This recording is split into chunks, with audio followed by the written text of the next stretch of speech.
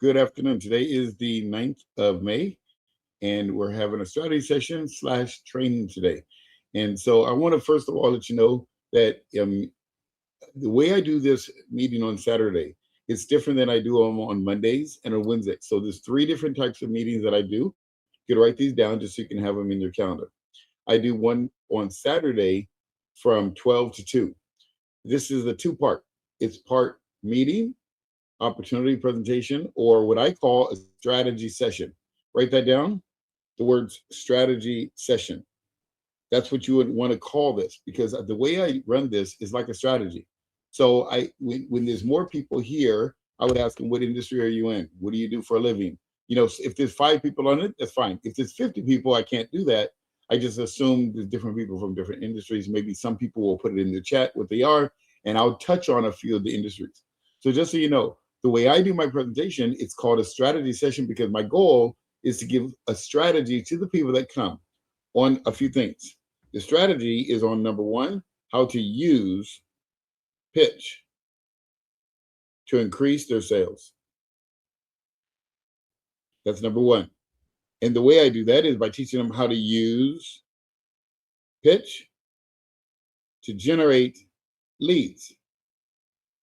That's one thing I do, is teach them how to use pitch to generate leads. The second thing I teach them how to do is how to use pitch to convert the leads into prospects. The reason I have you write this down is because this is part of the training, is the way I do the strategy session. If no one comes on the strategy session as a guest, then it's all a 2-hour training. So I'm giving you some training topics right now so you can have to learn how to invite people to this meeting so you know what the meeting's for. The fourth thing I do on this strategy session is teach people how to invite people to see what they do, how to invite people to this presentation, or to invite people to their own business presentation, whatever they're doing. So I teach them techniques on how to invite. The fifth thing I teach on these strategy sessions is how to make an effective presentation.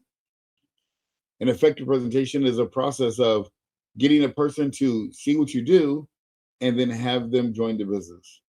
All right, good. I'm glad you can make it on. If you can turn your camera on, that'd be great. That'd be awesome, just so we can have some more familiar faces here. That'd be awesome. And so what I was just saying is that when I do these strategy sessions like I am now, it's for two things. Number one is to help people learn that we are a company that's helping them with strategy on how to do those 5 things. Number one, how to use the pitch to generate leads, how to use pitch to convert leads to prospects, how to use pitch, how to invite people to see what they do, how to convert those people into a prospect, and then how to invite them to see this presentation, or how to invite them to see their presentation or whatever their business is. And then the fifth thing is how to make effective presentations. The sixth thing that I teach them on here, on these strategy sessions, is how to follow up, how to close, and how to ask for the money. Now, in my normal coaching business, I don't do a lot of one-on-one follow-up. But in this system, I do teach a follow-up method, because we have some automation that can help people with follow-up. And then I show them how to use pitch to do a follow-up so they can actually leverage their business, get more clients and everything else. And then more importantly, I teach them how to close the sale and how to get a person to do business with you right away. So let me just explain what this is, what pitch is all about. Pitch is a direct sales tool. Write that down. What this is called a direct sales tool. That's what pitch is. It's a tool to help you make direct sales. Now, you can use marketing. I want to make sure you understand the difference between direct sales and marketing.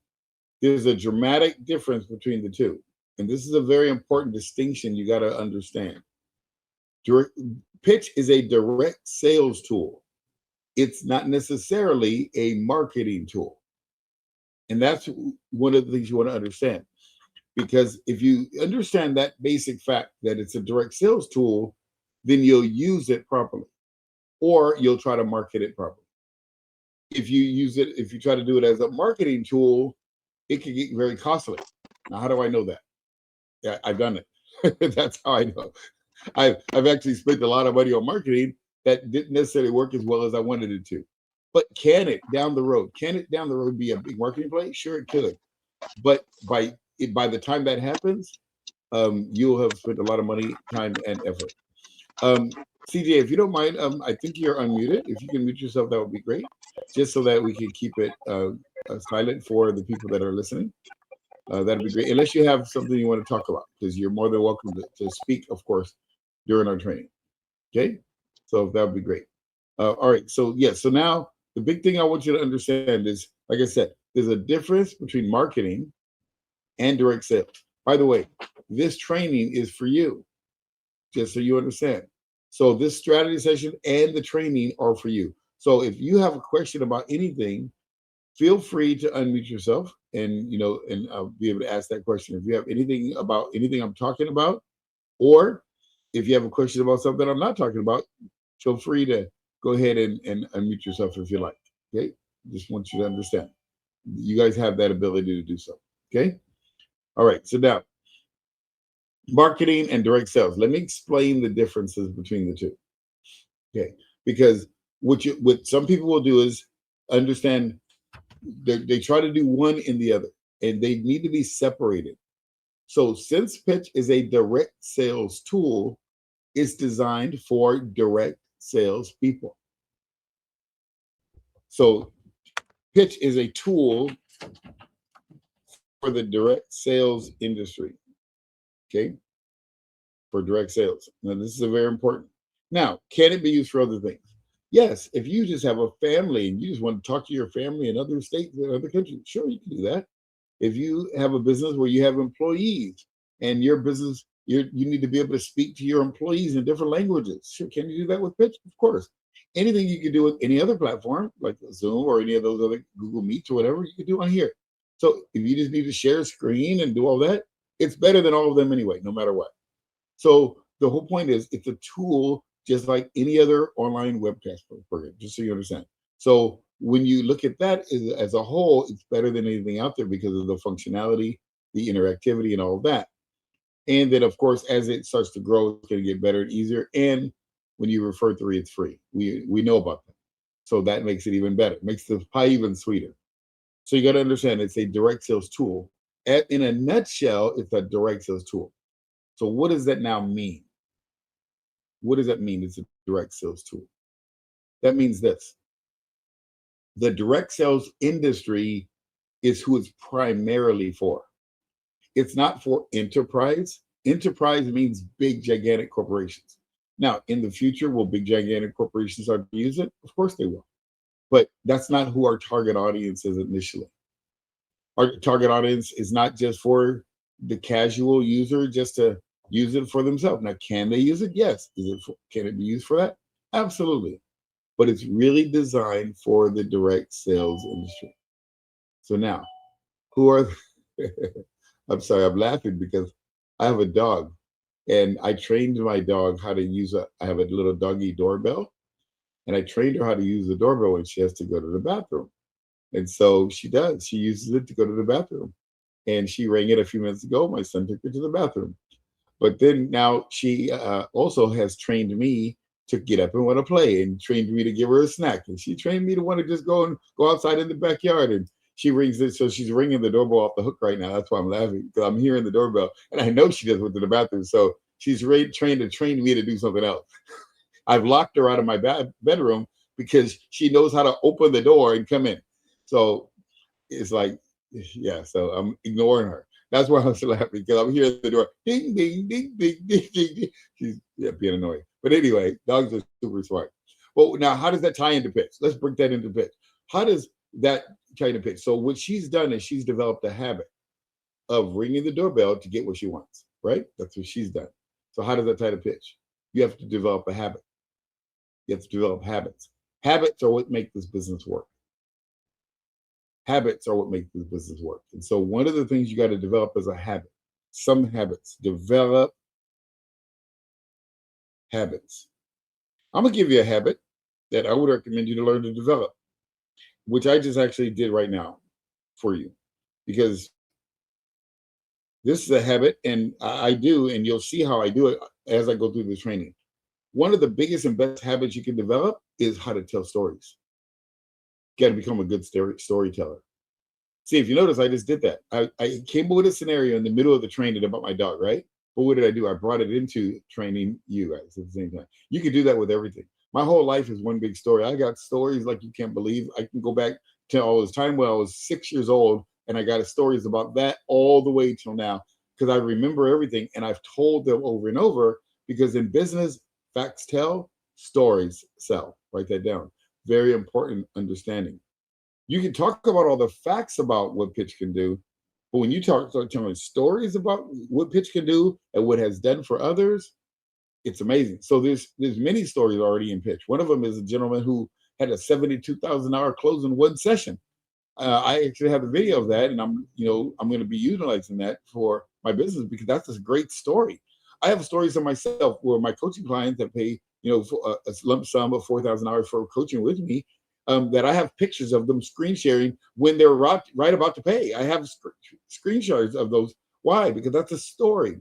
It's a printed story, but it actually is a story. And you can tell that story. You can tell my story. You can tell that $72,000 story. You can tell your own story. Now, it doesn't have to be this gigantic story. It can just be a little story. Like I just gave you one about my dog right there, and I talked about training and how that works. You can tell a little story how you are using the product and you're watching movies with your family. Like my wife lives in Brazil. And you know what we do sometimes? We get on pitch and we watch movies. And we watch movies because she lives in Brazil. I'm here. So that's our date night. So guess what we do? We get on pitch. We practice a little bit of pitch so she can learn it. And guess what? We watch movies together. But you know what I'm doing? I'm using the product. Write that down. Another thing you want to do is not only do you want to tell stories, because facts tell, stories sells, and everything can be a story. And by the way, there's three different types of stories that you want to tell. And I'm going to get back into what I just said here in a second about using the product. But facts tell, stories sell, but there's three different types of stories. There's the good stories. Like I just told you, $72,000 in sales in one session, $4,000 close on a one call close. Those those are what are called good stories. But then bad stories. And now let me explain about a bad story. Not a bad story about pitch, but a bad story about maybe what happened when you didn't have pitch. So like, let's say, there's one time that I actually was talking to a client, and the client really wanted to do business with me. And I was in another company that did something similar to this. You guys know the big last letter of the alphabet company. And so I was with that company, and it was interesting. What happened is I was doing the presentation. The guy was ready to go, gung-ho, ready to go. He said, okay, there's no problem. Send me the invoice and everything. I said, no problem. So I did. I sent him the invoice. And then guess what I had to do for the next 2 weeks? Chase him, because he got busy. He didn't fill it out. He didn't see it. And then he was looking at the invoice, and it showed the number, but it didn't have any stipulation because it's just from PayPal, just a payment button. Because usually I just get them to pay right now, but he wanted me to send him an invoice, so I did. And I went against what I normally do, because I don't normally do that, but I did it for this guy, and guess what ended up happening? $4,000 was lost. So that was a very expensive lesson. So what did I do? That's why when I saw pitch, it made so much sense that I could actually make the screen interactive right now, get the person to buy right now. You see? So guess what? I haven't had that situation since. And because of that, it's actually grew my business exponentially. So you see what I just did? See how I just told a story, a bad story, but made it good about pitch. So that's one of the things you want to get good at doing, is learning how to tell stories, because facts tell, stories sell. Another thing that happens is when the person who's listening to the story, you know what they do? They start thinking, yeah, that happened to me. Wow, yeah, I lost an insurance policy that way. Yeah, I was signing up for network marketing, and I sent them a link in the email, and next I had to chase them for 2 months. So yeah, see, when you tell that story, it's to you, and people say, wow, that's happened to me also. Also, you become very relatable. You become real. See, and that's the one thing. And so that's the third type of story. So the first story is a good story. Second story is a bad story. And the third story is an ugly story. Ugly story. Ugly. An ugly story. So an ugly story is one of those real bad ones that you can tell.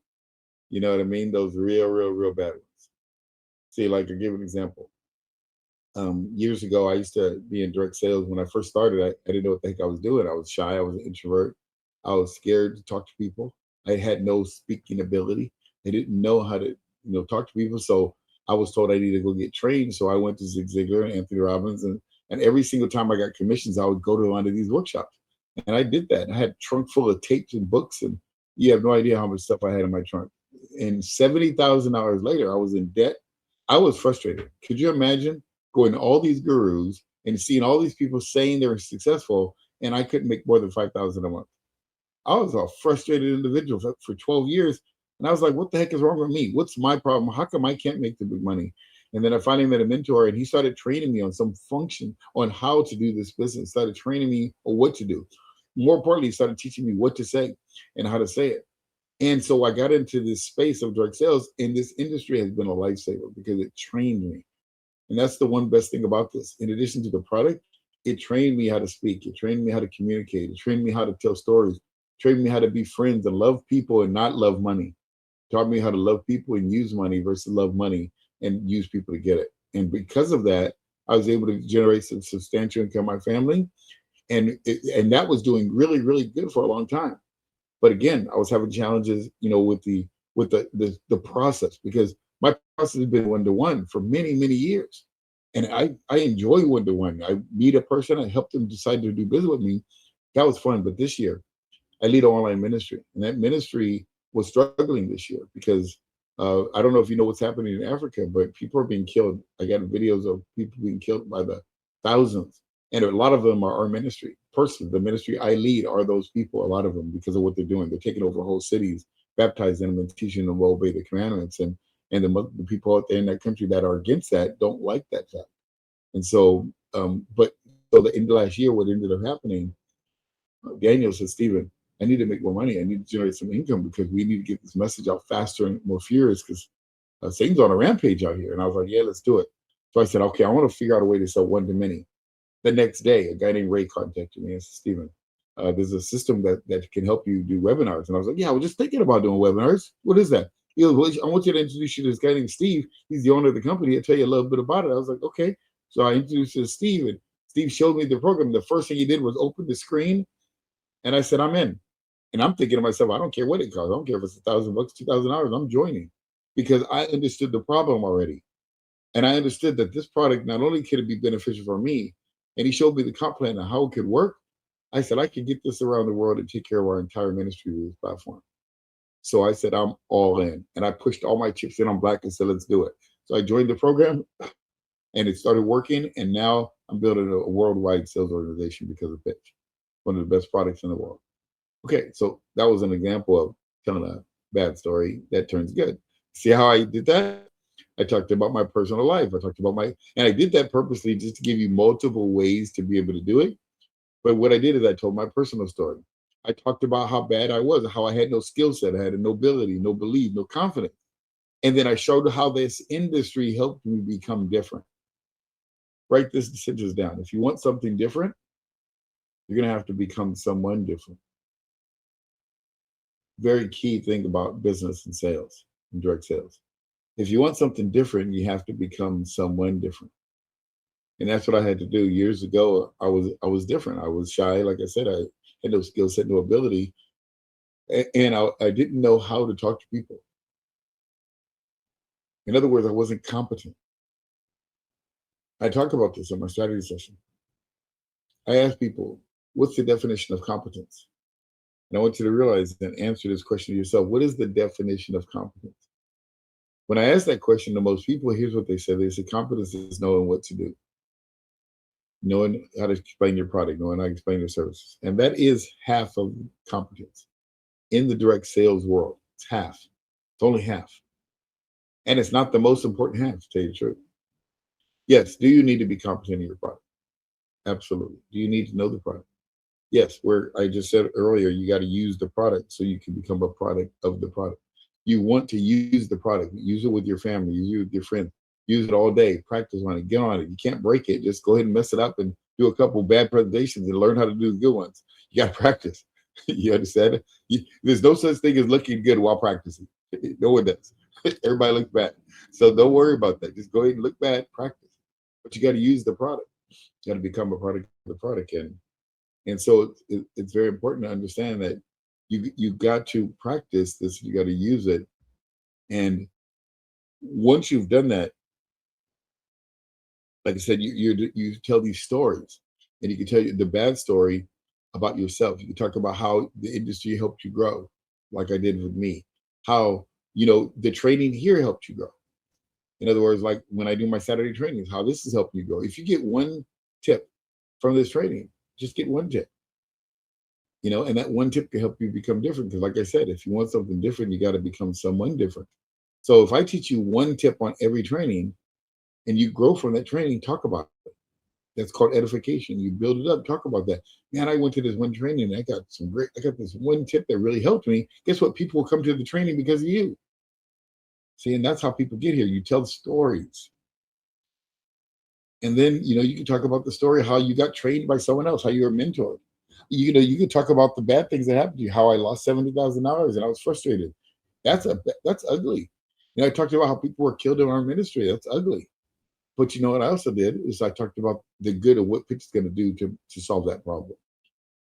You understand? I'm edifying. That's how stories work. If you can't get good at anything in this business, get good at telling stories, because facts tell and stories sell.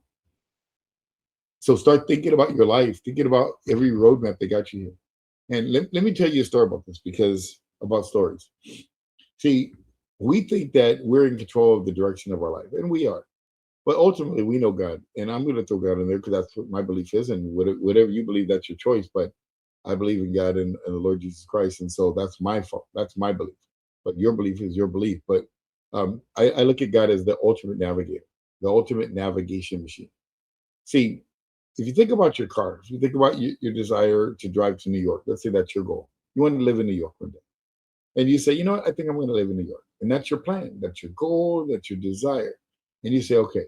You go find a place out there. You go find an apartment or a house to live in out there in New York. You know the city, you know the street, you got the address and everything. So what do? You come home, you pack up your bags, you're ready to go. Like the Beverly Hillbillies, you fill up your car and you're on your way, right? So now your car's ready to go. You fill up the gas tank, you got your navigation guide, you're ready to go, because back in the day we used to have a map book, but now we have a navigation system. We just plug it in the navigation system, and all we do is go brain dead and just drive the direction of the navigator. And the navigator his goal is to get you to the shortest point possible to hit your destination. That's the goal of a navigator. But what happens during that drive? All of a sudden, you're driving down the street and there's an accident. So you got to do a detour. So what does the navigator do? It tells you, okay, go left, go right, go this way. It's going to get you back on track. You go around the accident and you're back on the road, on the track again. And then you're driving down the street and all of a sudden you get a flat tire. So what you have to do is you got to go to a mechanic and get the tire fixed, and you pull off, you get AAA, then you're running a day late. But guess what? The navigation puts you right back on track again to get you to your destination. And you just navigate all the way there. Eventually, you're going over hills and over dales. You got to stop to get lunch. And, things happen. Life happens. And you're supposed to get there 3 days, 6 days later, you finally get there. But you got to the destination. You know why? Because that's what the navigation is designed to do, is to get you there. And that's what God does for us. His goal is to get us one place. That's our goal. That's his goal. Now, we can choose to not go to that one place, but that's the goal of the navigator, to get us one place.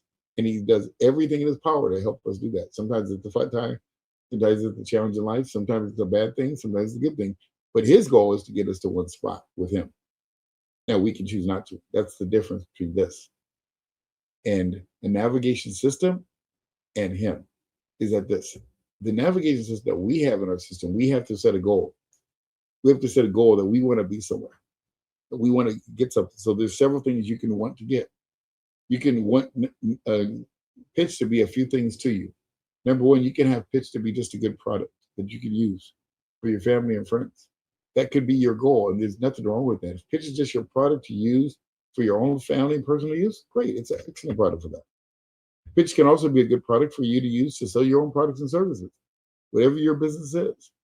If whatever your business is, you can use pitch to help that business be more effective and efficient. Great. That's awesome. Pitch is a great product for that. If you want to use pitch as a additional extra little income, maybe an extra one or two new clients a month, or four clients a month, one a week. That's an extra $400 or $500 a month. That's great extra income. Nothing wrong with that. Great business for that. If you want to make it a part-time business where you're working a full 20 hours a week and you're really putting in that work and making pitch your product and really want to take it to the next level, pitch is a great business for that. But it's also a great business if you want to make it an enterprise, a big business, and really go after making a full-time thing and generate a substantial six-figure income with it. It's a great business for that. And the last thing, you can make it an enterprise. You can make this a gigantic company, which is my goal. Pitch is a great product for that too.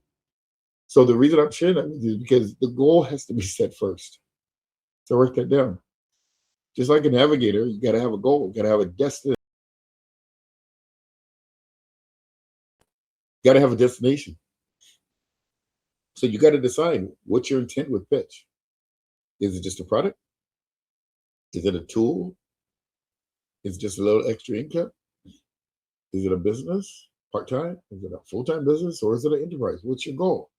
And any of those goals are the right ones for you. That's the most important thing.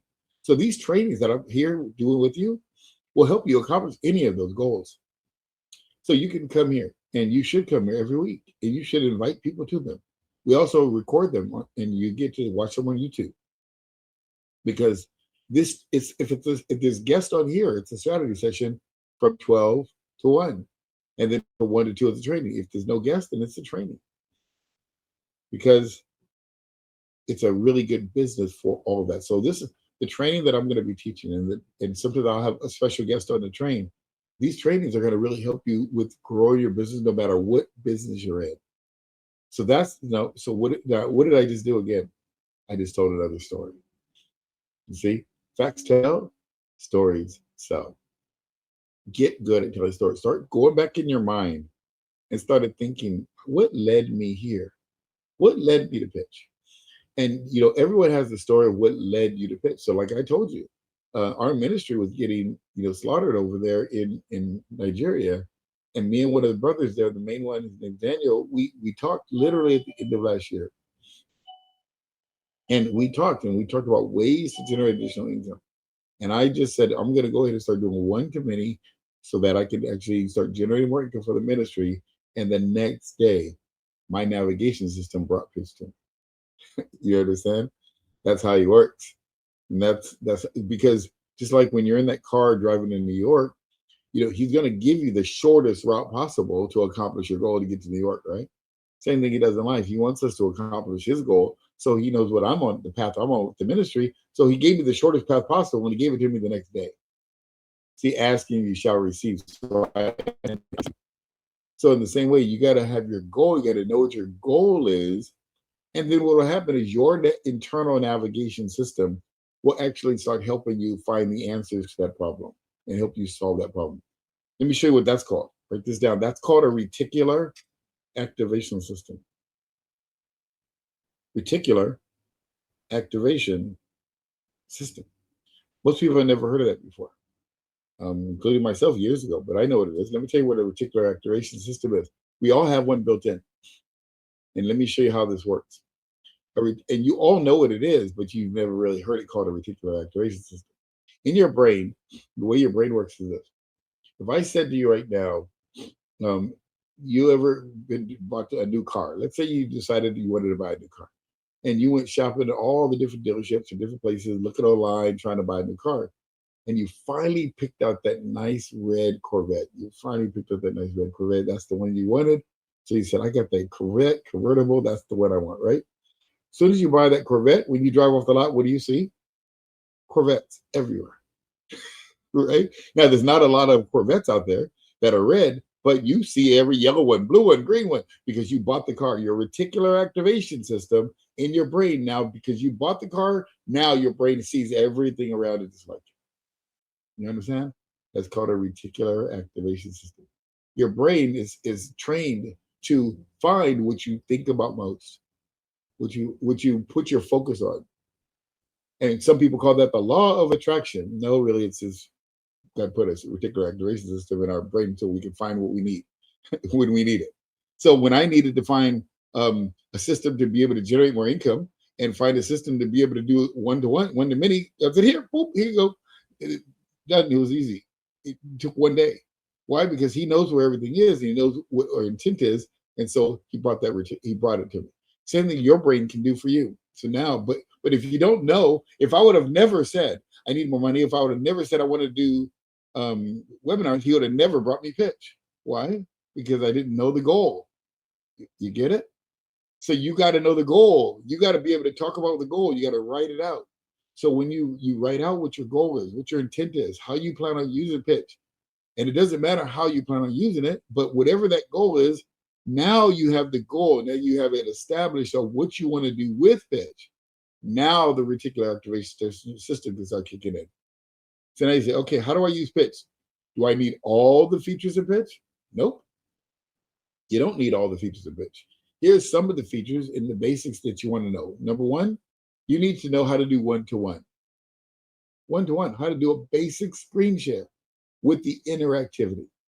Now, you already probably know how to do the basic screen share because it's just like any other platform out there. But you got to learn how to do the basic screen share with one-to-one. This is how you would not only learn how to use it for yourself, but this is the same thing you're going to learn to teach people when you're presenting it to them. When someone says, wow, that sounds amazing, how do you use it? You're going to do what I'm about to tell you right now.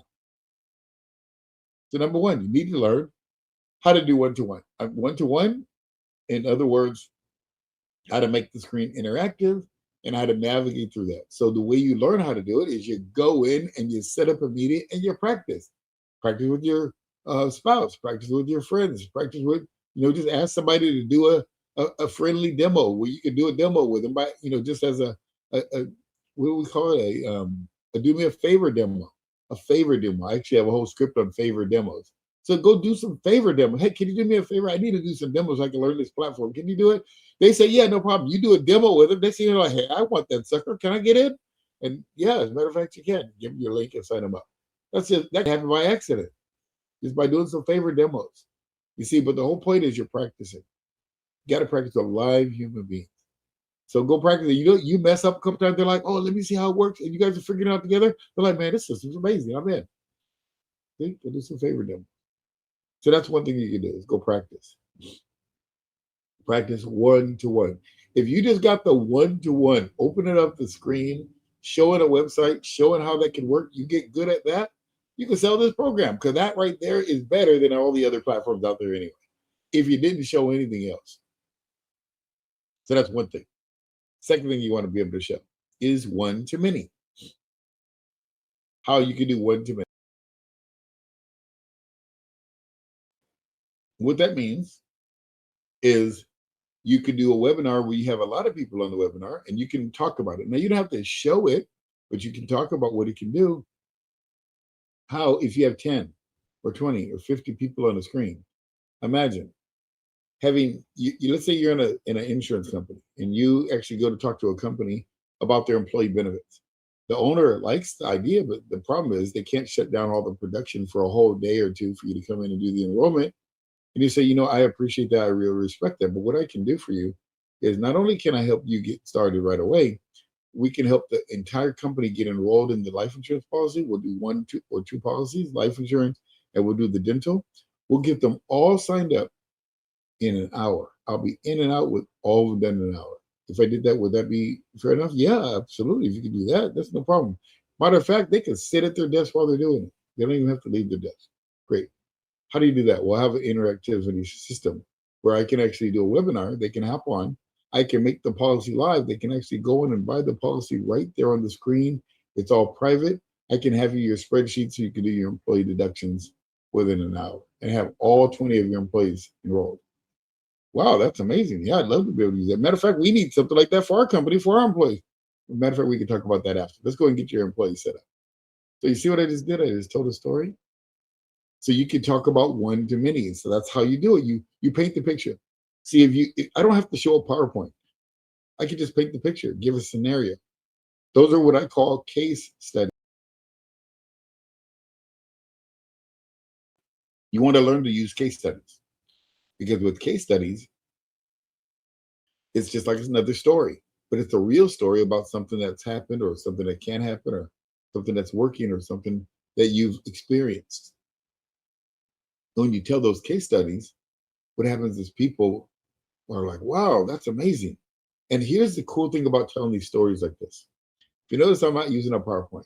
I don't have to have a lot of people on here, but I just painted a picture. Did you see what I just said in your head? Did you see how I delivered that message? See, if I deliver that message in a story I paint can be much better than any PowerPoint. See, because when they see the PowerPoint, they're only seeing the facts on the screen. When I tell the story, I can make it as beautiful as I want. You see, that's why facts tell, stories sell. See, the facts on the PowerPoint will show them what it does. The story behind this thing actually can get them to feel what it does. And people will buy it from emotion. So imagine you being that insurance guy and you just now enrolled, 20 life insurance policies in one and 14 dental policies in one shot. How much more did your income go up in one afternoon? And you can do that 3 times a week. So you just you 10x your income just by using one product different than what you're doing right now. Can you see how that can help you grow your business? Well, yeah, I can see it. Okay, let's go and get you started. You see how simple that was? I didn't have to go through all the benefits of the product. You know what I did? I talked about the benefit that's beneficial to them. Write that down. People don't buy from your what you want. People don't buy from what you want to talk about, what you want to say. People don't buy from what you want to say. I'm going to give you a powerful sentence right now. Write this down. People don't buy from what you want to say. People buy for what they want to hear. Very, very important. People don't buy from what you want to say. People buy for what they want to hear. And so that's why when you telling stories, you can paint the picture about what they want to hear, not what you want to say. That's why one of the first things I do when I do a strategy session now is I ask people some questions. So tell me about your industry. Tell me, you go ahead and put in the chat what industry you're in. You're in the insurance industry. You're in the car business. You're in the bookkeeping business. You're in the financial services. You're in this, whatever they are. I don't care if there's 5 or 10 or 100 people in there. As many of them come as better because then I can tell better stories. So you see, so now that those people have sent me what industry they're in, now I can tell some stories based on their industry. See, people buy for their reasons, not yours. And that's the reason I don't need to talk about all the products and all the features and functionality of pitch. When I first started, guess what I did? I had a list of 9 features. And guess what? I had nobody wanting to enroll because of it. Once I cut that back, and as I talked about the one feature that's important to them, people would enroll. Got it? So write this down. People don't buy for what you want to say. People buy based on what they want to hear. So you got to know what they want to hear. If you're talking to a person who's in the car business, what do they want to do? They want to get people in their door faster. They want customers to come and make appointments with them. They want to book appointments in their calendar. They want to be able to get credit applications online before the person comes and get them approved. I know this. So guess what I would talk about to a car dealership? Those things. They want to be able to show people the lot, show people some of the products before they come so they can put an order in even before the people get there. See, I made that up right now, but I know what car dealerships want. And how do you know what people want? You go do a bunch of presentations. You'll figure out what they want. Ask them, how could you use a system like this? Great question. Write that down. How could you use a system like this? Once they tell you, you now have a story for the next person.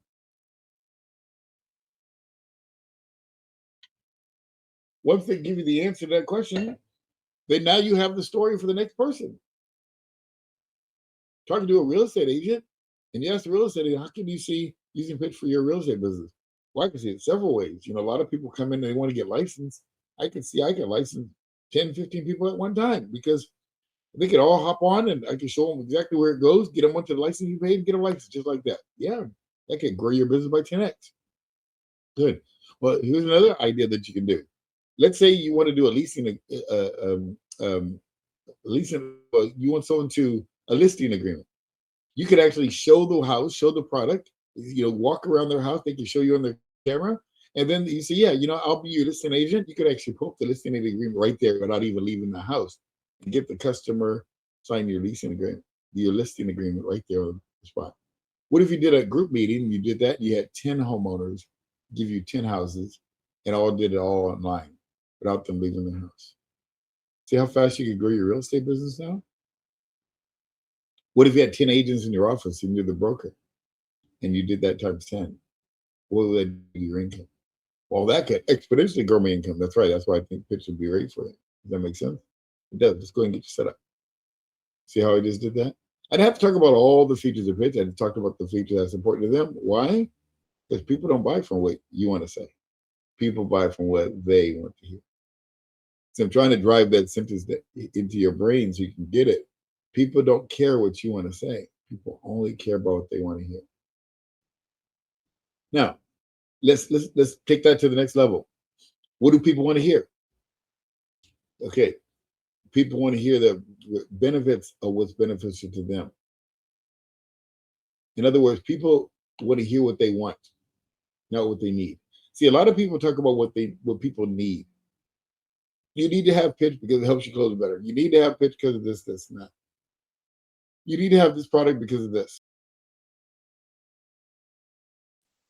Tell you a story about that. I have a friend. His name is Harry. Like one of my best friends. And years ago, I've been with him for about 30 years. We've been great friends. He has a product called MaxiView Mirrors. You can look it up online, maxiviewmirrors.com. And I actually built his business with him back in the day. But what happened is these little MaxiView mirrors, you put them on the side of your side view mirror, and they're adjustable. They're the world's first and only adjustable blind spot mirrors. You put them on your side view, you can adjust them out, and they basically eliminate the blind spot for 2 lanes over. And they're good, so you don't have to turn your head left to right. Take your eyes off the road. You can look in the mirror. It's these 2 lanes over. You can change lanes. I've been driving with these things for 30 years. I can't drive a car without them. Matter of fact, if I rent a car, I like to stick them on the rental car. They get mad at me because you can't get them off, but that's beside the point. But the point is, Harry, I've been using these mirrors for years, but in 2005, Harry came to me one day. He said, Stephen, I'm having a problem. I was like, what's up? He goes, I've been selling these mirrors one at a time at $20 a piece at car shows and home shows. And I can't speak anymore. I have so much acid reflux. My throat is burning. I can't speak. So now I have a little voice box on. I can't even talk. And I was like, I got a garage full of these mirrors. What the heck am I going to do? I said, well, 2 things. Number 1, we got to get your mirrors on TV. We need to get them on QVC. 2, we need to build your website so you can start selling it online. And he goes, yeah. He goes, can you help me? I said, yep, do it. So I built his website for him, had his website built, and then I got him on QVC. So we went to fly to Pennsylvania to QVC. He had sent QVC, the lady, the manager there, some of the mirrors first, so she had already used them. So when we got there, they loved the mirror. They're like, Harry, these are the greatest things since sliced bread. Matter of fact, they're better than sliced bread. They're amazing.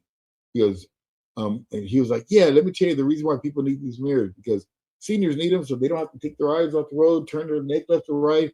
Accidents are caused because of that. You can change lane, you can back up, all kinds of. Start talking about all the reasons why people needed these mirrors. And she said, you know what, Harry, I believe you.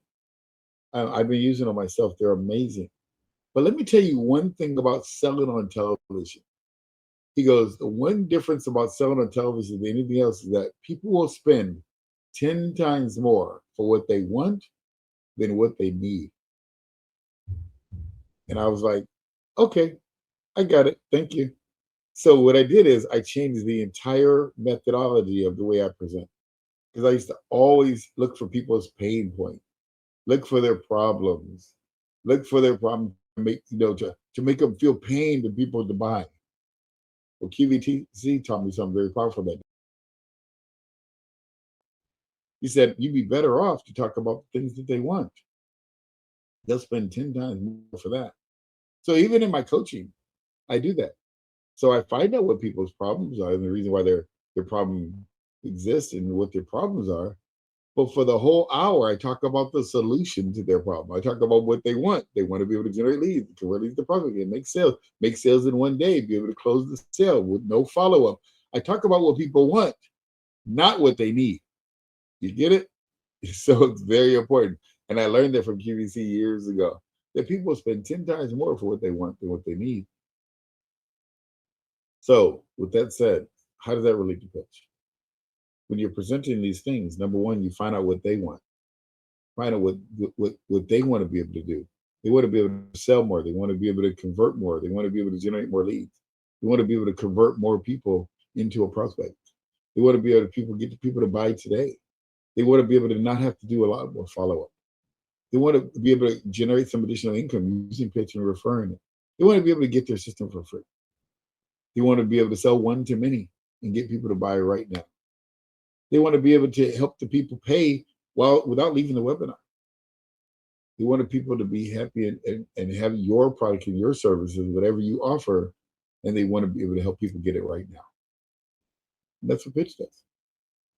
So you see, I didn't talk about the problems you have. I talked about what you want, because people will spend 10 times more for what they want than what they need. So you see how I told that story? I brought in the QVC and told the story, because that's what happened in my life. That was a real story. That was not made up. That was real. Actually happened exactly like that. Now, how can I tell it so fluidly? Because I've told it 100 times. That's why. See, that's what I said. Go back in your life and look at your life. You have stories that got you here, things that led you here. You know what I mean? In good, bad, and ugly. And I'm going to tell you right now, the bad and the ugly stories work better than the good ones. It's amazing. People love they hear the ugly stories, like, wow, if he can do it, I can do it. If she can do it, then I can do it. See, that's what happens when you get good at telling your story.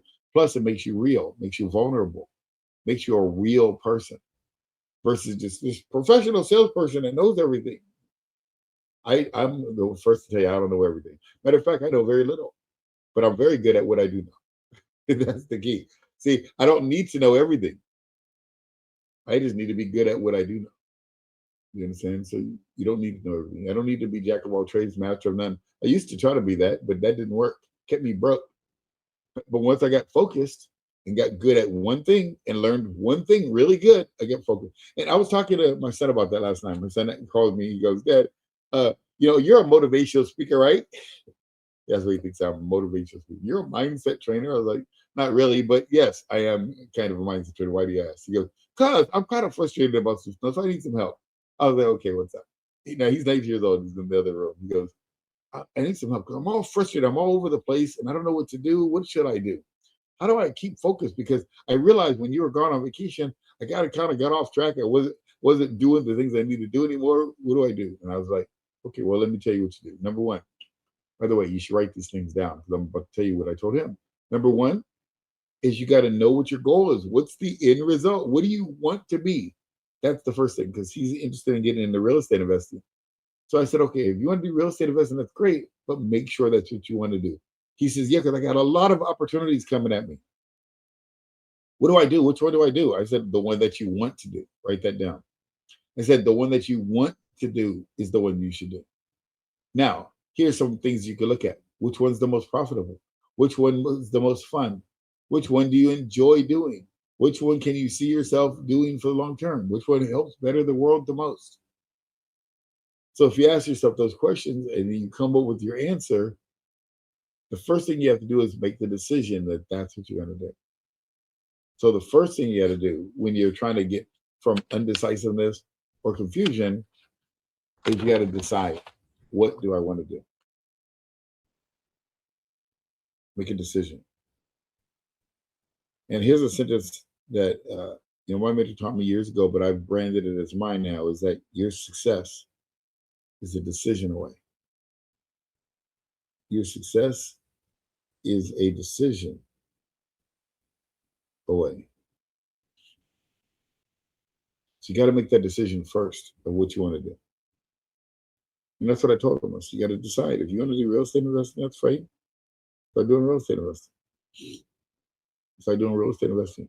Okay, it's fine. And you're already doing it. And he goes, yeah, but I got all these other opportunities coming. Okay, so that's the next step. The step 2 is now you got to focus on your goal. You got to focus. And I said, here's the definition of the word focus. Focus is an acronym, and it stands for this: follow one course until successful. That's the definition of focus. Follow one course until successful.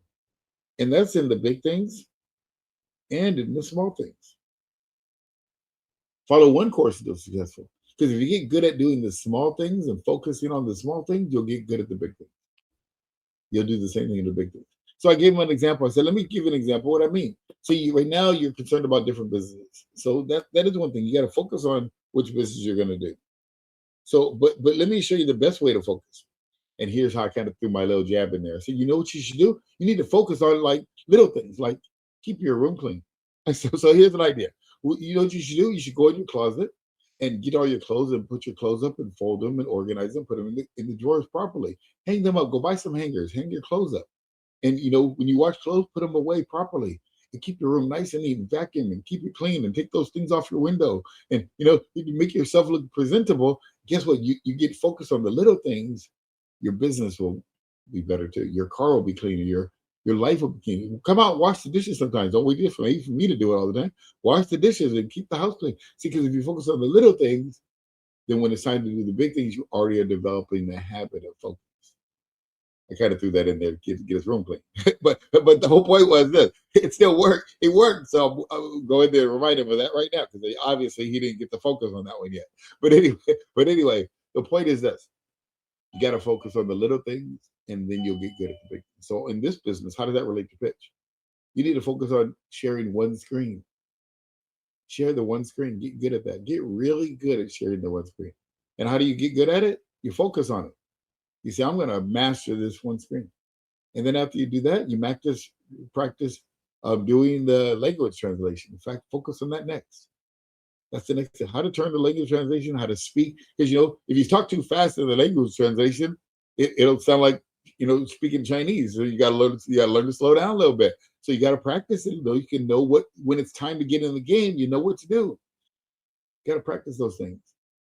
You got to practice explaining the comp plan. Practice that if you're going to build a business. You don't practice, you know, doing a video, doing one of the, you know, videos with the picture, the animated video. Practice that. Practice one thing at a time. Focus. Follow one course until successful. Follow the one course of doing the video. I'm going to spend 2 hours just learning how to do this video. I'm going to write a script. I'm going to practice, go to ChatGPT to write my script, and I'm going to perfect it, and then I'm going to get a picture, and I'm going to make a video. That's what I'm going to do today, and I'm going to practice it until I get it right. See, you do that over and over and over, your business will grow. See, you practice the small things, then the big things will happen. You get good at doing the big things. So focus. Follow one course until successful. So that was the second thing I told him. You got to focus. Here's the third thing you got to do. You got to learn to just say no. Just say no. Now, and that was a thing in the 80s. You know, there was a thing on drugs. Just say no to drugs. Just say no, right? Just say no. Well, you got to say no now, because the drug today is confusion. The drug today is getting on the internet and next, you know, Facebook, TikTok, Instagram, LinkedIn. You got to post here. You got to do that. You got to do this marketing strategy and this program, and there's a million different things you got to do, right? But you can't do all of them. So you know what you got to learn to do? Just say no. Or business opportunities come. That's what he said. He said, I got all kinds of business opportunities coming towards me. Which one do I do? I said, the one you want to do. And you got to narrow down and focus, come up with the idea, and then you got to learn to say no to everything else. That's what you have to learn. To say no to everything else. Because what happens is you get what's called shiny object syndrome in this business. Shiny object syndrome. Shiny object syndrome means you're focused on one thing, and then all of a sudden someone offers you another opportunity. You look over that one looks really good. And then another opportunity, well, that one looks really good too. And then next thing you know, you got 6 different businesses, and none of them are making any money. How do I know this? Because that's exactly what I used to do. I used to have 6 different W-2s or 1099s and not making no money in any of them. Very little. You know what I mean? $1,000 here, $2,000 there. Never any big money. Why? Because I was unfocused. You know what I'm saying? And so it's very important. You got to learn to say no. And I learned this from my ex. She actually helped me with this. This is my kid's mom. She actually helped me with this years ago. She said, Stephen, because that's what she saw me doing, all these things. And people, when you become good at something, everybody wants you to be on their team. Everybody wants you to be in business. So that's what would happen. I'd be training someone else. Hey, Stephen, you should check this product out. This is amazing. And of course, I'm always the yes guy. So yeah, then look at it. So I would look at it and they say, this is amazing. This is better than what I'm doing now. And then I would jump in and I would jump in the next one. And I would never be successful. So one of the things after I got married, she was like, Stephen, one of the things you got to learn to do, you got to learn to say this. When someone comes and offers you an opportunity, here's what you have to say. Wow, that looks like an amazing opportunity. I'm sure it's probably very good, but no, thank you. I'm focused. Thank you for offering. And I learned to say that sentence. And literally, we had to practice it. She says, Steve, go ahead and say the sentence. I'd say, okay. Yeah, I want to look at, no, that's not the answer. The answer is no, you don't want to look at it. So she had to correct me a little bit. So we were going through it. She's like, Stephen, so go ahead and say the sentence. So I hear, hey, check Stephen, I want you to check out this business opportunity. And I was like, okay. And she's like, no, that's not the right answer. It's not okay. The answer is no. Okay. So, literally, we had to practice this because my habit was to say yes. And so we literally had to role play this. So we role played it. And she goes, Stephen, so now what's the answer? Okay. Yeah, I got this great business opportunity. You want to take a look at it?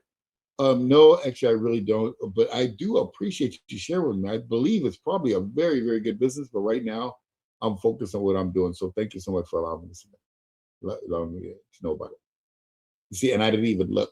Once I developed that habit, guess what? I got focused. So in Aflac, I went to Aflac, had the fastest growing team in Aflac. That's all I did. Paid off all my debt, paid off all of our marriage. I generated a lot of industry income, and I had the fastest growing team in the company. I had one of the best training systems Aflac ever seen. Because once I stopped looking at everything and I focused, I got really good at Aflac. Then I went to another company called Nouveau Riche. Cost $20,000 to join. Same thing. People would come to me left and right with opportunities. I'd say, no, I'm focused. Thank you very much. Sound like a great business, but no, I'm focused. I got a Nouveau Riche.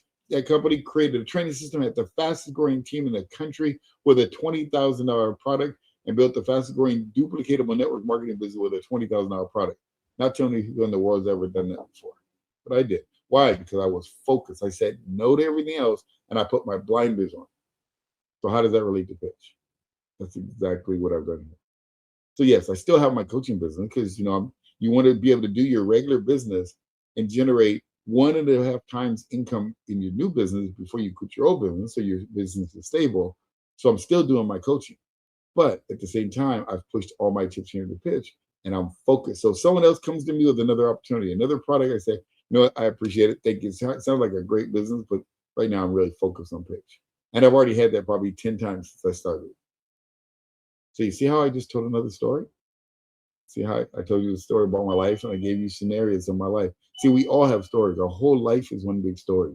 You just have to learn how to deliver the story. You didn't even realize I was telling the story. You thought I was just doing training, right? See, that's how stories are supposed to be. They're not supposed to sound like, okay, let me tell you a story. No, they're supposed to just flow. It's just supposed to be real, raw and real. And that's what people believe in. They believe in you when you're raw and real. So with my son, getting back to my son, those are the 3 things I told him. I said, number 1, you got to decide on what to do. Number 2, you got to focus. Big things and small things. You got to stay focused. Focus, definition of it is follow one course until successful. Learn to use daily activity trackers. Learn to use daily activity markers. So, and the other thing I told him, I said, here's how, when you say no, you know what you have to do? You got to look at and do what's called a priority list. Write this down, a priority list. And what is a priority list? It's different than a to-do list. A to-do list is your list of everything you got to do. And you should do a to-do list so you can have everything you got to do. Me and my marketing assistant, her name is Laura. She's my marketing manager for my company. We do a to-do list. And I have to-dos coming out of my ears. I have so many things I can do, and I have to give them to her. So I dump on her. Here's all the things we got to do. So we do this whole list of all this stuff. There's 20, 30 things on there. Now, I know for a fact she can't get all of them done in one day, but I get them out of my head and get them on paper. So I'm not thinking about them anymore. Because as soon as they're on paper, I forgot about them. But she has them. But then she asked me the most important question, Stephen, which ones are the priority? Which ones need to get done now? Great question. This one, this one, this one, this one. At the end of the day, all those are done. You see how that works? You have a to-do list and a priority list. And that's what I told my son. I said, Maddox, you need to write a priority list. What do you need to do now? What's the most important things? What's the most important thing you need to get done today? And you put those in the list of the priority. And it might be just two things. If you at the end of the day you got those two things done, man, your day is great. If you get one extra one on your to-do list, your day is phenomenal. See, if you do that every day, guess what you're doing? You're developing the habits every day. Remember we talked about at the beginning, you got to develop habits. These are some of the habits I've learned to develop over time. That's how I get so much done in such a short period of time, because I use a priority list and a to-do list. They're separate. I used to do everything as a to-do list, and guess what I would do? I would fill up this to-do list, and then I'd get overwhelmed looking at it. You know what I'm talking about? Get overwhelmed looking at it, because like, good, now how am I gonna get all this stuff done? But I learned I gotta do priority lists, gotta do what's important now. Here's another thing about that priority list that you can do. Now I didn't tell Maddox this because he was already ready to go and do something probably with his girlfriend at that point. He was ready to get out the phone at that point. But the point was, I got that much out of him. But here's something you can do with your priority list. Break it down by the hour and the half hour. See, that was another thing I learned to do. When I'm really need to get something done in a short period of time, I would actually put a time in the hour. So I would, let's say in the next 4 hours, I need to get 8 things done. So from this hour to this half hour, I get this done. This hour to this hour, I get this done. Boom, boom, boom. Break those things down. They see, 4 hours later, I got 8 things done on my list because I scheduled it. Write this down. The reason why it's so important, because you want to schedule it. And that's the other thing I did tell him. You got to schedule your calendar. You got to learn to use your calendar. Your calendar becomes your boss. Your calendar is your boss. See, what I mean by that is this. When I wake up in the morning, the first thing I do is I look at my calendar. I don't even know where I'm going. I can't get out of bed without looking at my calendar because I don't know what I got to do that day. So you got to get good at scheduling, but not just your calendar, your big events. Like go to the mall, go do this. Schedule the little things you need to get done. And that's what I meant by that time. See, here's why. Write this down. What doesn't get scheduled doesn't get done. What doesn't get scheduled doesn't get done. So if you say, "Oh, I'm going to do this, I'm going to do that," but you don't schedule it, I can almost guarantee you ain't going to do it. You'll forget because life will take over. Too much stuff to do in the day. Too many people calling you. Too many circumstances, situations happen. Life, right? So here's how I've combated that. My calendar becomes my boss. So my kids would ask me, "Dad, can you take me somewhere?" I don't know. I got to look at my calendar. My default answer. That was my habit. Write that down. I don't know. I got to look at my calendar. That is my default. My kids know to this day, "Dad, can you look at your calendar so you can let me know if you take me over here?" They know to even ask me to look at my calendar in advance now. I've trained them. Just like my dog trained me to get up and go take her out and go play with my doorbell, I've trained my kids in the same way. My default answer, I don't know. I got to look at my calendar. See, what that gives me an out, gives me a time to come up with a reason not to want to do it also. If I don't want to do something, it gives me my little freedom to come up with a good reason why not to. To say no to them. But bottom line is this. That's how I do it. I use my calendar, and that's one thing you can do. So what kind of things can you calendar and which can you schedule even for this business or your business now? Number one, schedule your prospecting time. You want to schedule your prospecting time. That's a very important thing to schedule because a lot of people never schedule their prospecting time, and guess what? They wonder why their not businesses are working. Well, you haven't scheduled time to prospect, and there's different things you can do for prospecting. You can go to networking events. Matter of fact, soon I'll have a list for you of a bunch of different networking events you can have. So you can go to networking event. That's a prospecting time. See, on my calendar, I block my calendar out every week to go to a lineup. That's one networking group I go to. So I go to a lineup. But there's many other networking groups online. You can just look online and find different ones. But I block my calendar. So every Sunday, what I do is I go on my calendar, I look on Lineup's website, and I fill my calendar with as many of them as possible Monday and Tuesday, and then Wednesday. Here's why. Because I know if I have 3, 5, 7 Lightable meetings in my calendar, I'll end up with 1 to 3 new paid clients that week, every single week without fail, because I schedule it. Remember the sentence? What doesn't get scheduled doesn't get done. You gotta schedule your prospecting time. And that's just my prospecting method. What could be your prospecting method? If you're in a direct sales company or in network marketing, your time might be just to take the names out of your phone book, out of your cell phone, and write them down on a list. Get your red apples, your people that the ones that the lowest hanging fruit. That might be your prospecting time. Getting your list of your top people. Let's say you're in a business and you have people in your calendar that might need your services. Let's say you're an insurance agent, you're a CPA, you're a bookkeeper, you're a coach. You might have people in your cell phone that need your services right now. Then your prospecting time could be to just look in your cell phone, look at the names and say, who owns a business? Oh, I own a business. Okay. This person owns a business. That person owns a business. Let me go to write their name down so I can set up a time to contact them and offer my services to them. See, so that's prospecting. You got to make the list. So you got to have people to speak to. Because if they're in your phone and you don't pull them out of their phone, they're invisible. They don't exist. That's why what you want to do is get yourself a notebook. Get yourself a regular notebook. Now I have one right here. Notebook. Individual notebook. And guess what I write in here? My prospects. Write my prospects in here. And while I'm out and about, I write down individuals. Now, people say, yeah, but nowadays the digital age. Yeah, you can do it digitally. And I do digital. I have a spreadsheet on myself. But when I'm out and about and I'm meeting people, I got to remember, because if I put it in my phone, I can guarantee you I'm going to forget. That's a guarantee. If I put your name in my phone number, I'm not going to remember your name or nothing about you. Because by the time I get home, I've had 14 other things to do. But if I write it in the book, it's easy to see. I just open up the book. Just give you a little couple of direct sales techniques. So get yourself a notebook. Go back to old school. Write it with white paper and blue ink so you remember the information. So that's what you want to do. Maybe look in your phone and say, okay, who are my lowest hanging fruit that I could, if you're going to offer pitch to. If you're going to offer your services to. Who in my phone, my phone? I'm talking phone first because that's your warmest prospects. And you don't even have a clue how many people in your phone right now need your services. You probably have tons that need your service or want your service and are willing to pay for it. You just haven't offered them to them yet. So the first step is you got to write them down.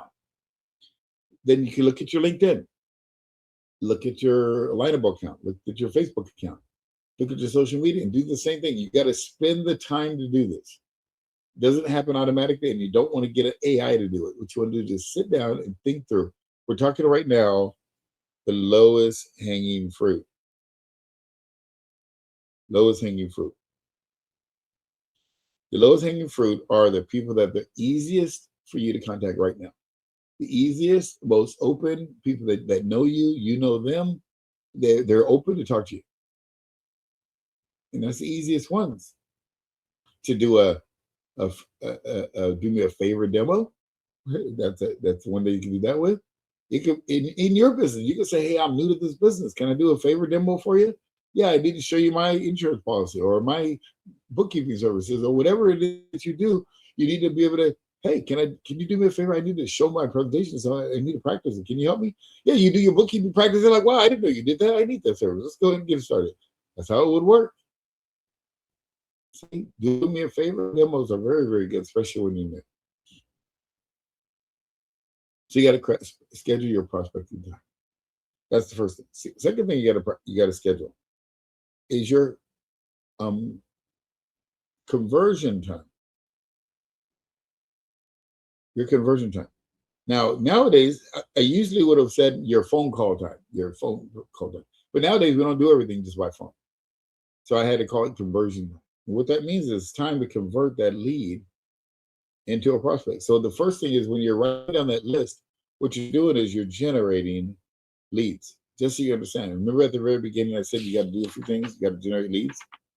So this is how you generate leads. You get your cell phone out. You make that list of all the people you meet. And you get that list out. You get those lowest hanging fruit. You get 10, 20, 30, 40, 50 of the lowest hanging fruit. That's your leads.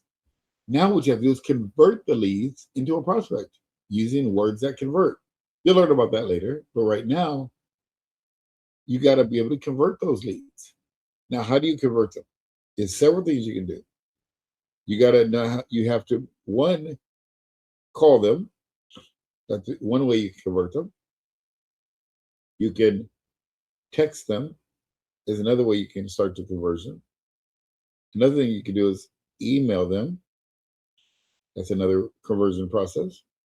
Another one is you can DM them, which is direct message them on social media. To do those four. Okay, so I'm going to start with just those four. This is how you convert the people. You can either call them, you can text them, you can email or direct message. Okay, now what do you say when you do those things? That's the key. What do you say then? Okay. On the call, and it depends on what your business is. And it also depends on how long you've spoken to that person. If it's your first time talking to them in a couple of years, you probably don't want to call up and say, "Hey, here's my product or service you want to buy." Probably don't want to do that. Maybe just call to warm up, just to see how they do it. Do a warm up. So you do a warm up. You warm up. Just give them a call, just a courtesy call, just to see how they're doing. Maybe and if you haven't talked to them in a long time, maybe the first call is just to see how they're doing, just to catch back up. Listen to the words I'm using. Catch back up. Yeah, I just want to catch back up with you and see how you're doing. So how you've been? We haven't talked in a long time. So that might be the first call. You just call, see how the family's doing, because these are warm markets. Remember, these are people that you know. So you don't want to immediately call them up and just bombard them with your services. So call them up, warm up with them, and maybe after 5-10 minutes chit-chatting, ask them what they do. You can ask them what they do. Yeah, that's what they do for a living now. That's what they do. Because you never know. You might find out that they have a business that needs your services, but you don't know that yet. All you do is just ask them what they do. You're not asking them with the intent to sell them something. You're just asking because you're genuinely concerned. What do they do now? You know? And another thing you can ask, you can find out what they do, and you can find out how things are going with what they do. How are things going? And they'll tell you that things are going good, things are going bad, just got laid off. They'll tell you whatever they're going to tell you. You can be listening, taking notes. You can do the same thing with texting. Text someone and say, "Hey, just wanted to catch up. I haven't talked in a while." Texting is another way you can deal with your warm market.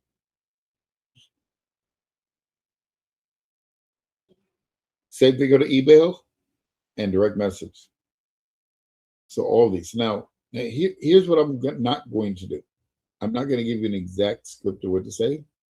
Several reasons. Because what I'm going to say is going to be maybe dramatically different than what you say, and everyone could be different. But here's what I could tell you right now. Here's a little secret sauce I just learned. If you go to ChatGPT or Gemini and say, "Hey, I'm about to contact one of my friends for my blank business, my insurance business, my bookkeeping business, my real estate business, my network marketing business, my pitch business. I'm going to start contacting my cold market, my warm market for this. And how would be a good approach? What should I do first? What should I do second? What should I do third?" If you just ask the question, guess what they'll do? It'll give you some really good scripts, really good ones. And you know what you can do? You can modify them to fit your personality and then use them. That's what I do. I used to make them all up on my own. I don't even do that no more. Now, don't get me wrong. For my audio business cards, I do, because I have to teach ChatGPT my stuff, and it's been really good. But what I do now is that if I want a certain script for certain things, I just get them. They'll give me what it is, make it better, and then I move forward and use it. But that's what you can do right now. So when you're going to do these conversion times, you got to decide which way you're going to start, with the phone or with the text or the email, whatever. Figure out what you're going to say to them in that text, and don't try to wing it. Let the systems help you. That's the second thing, is your conversion time. The third thing you want to schedule is your presentation time.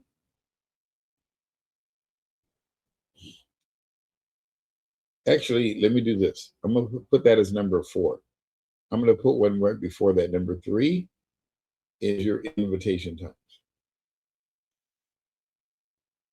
Invitation. In other words, you got to set up time to invite people. Now, don't get me wrong. When you're generating the lead, you're converting the lead to a prospect, you could be inviting at that exact same time. So when you're on that phone with someone and you're warming them up and you're asking them some good questions and you're finding out about their business and all that, they're asking you about yours, that may be an appropriate time to invite them to see what you do. But it may not be an appropriate time to see what you do. Because maybe, they don't have a lot of time and you don't really have time to invite. Or you can tell they don't need your services or whatever. But what you can do is you need to schedule some time to invite people.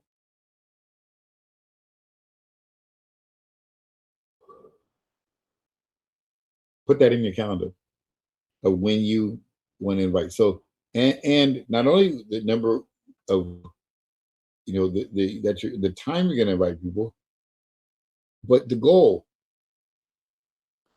of how many people you're going to invite. So like my goal this weekend is to invite 20 people to attend my meeting. That's my goal this weekend. Starting after I'm done with this meeting, I'll start making my list. I'll be doing exactly what I'm telling you. And then I'll start inviting those people to my event. You understand? So the same thing. You want to invite them. So you want to set a goal and the schedule. Now, that could be for your existing business. That could be for the pitch business. That could be for your product or service or whatever it is. But you got to be deliberate. Now, remember, I'm talking direct sales. Because guess what some people think? Well, I'm just going to send an email to 1,000 people. You can do that. But you got to get good at doing it to one person first before you get good at doing it to many.